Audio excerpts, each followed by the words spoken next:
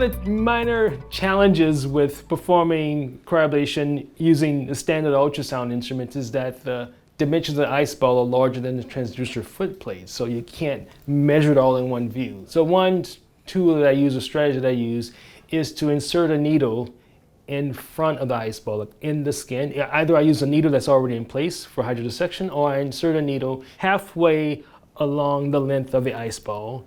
The needle will appear on the image once you insert it, and then you can measure from the needle to one end of the ice ball and the needle to the other end of the ice ball, and just add those two measurements together to get your final ice ball length.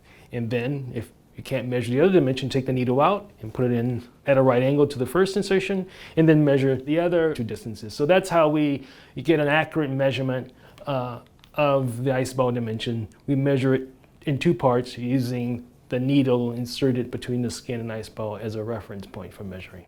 Sometimes the needle projects a nice line, but even if it doesn't, you'll see it right below the skin and can use that as reference points. Cryoablation is one tool. If indeed, it can ablate a tumor, if you can see the tumor well, then there's no reason that it can't be considered for a larger tumor. So for me, my criteria are it has to be a well-characterized tumor.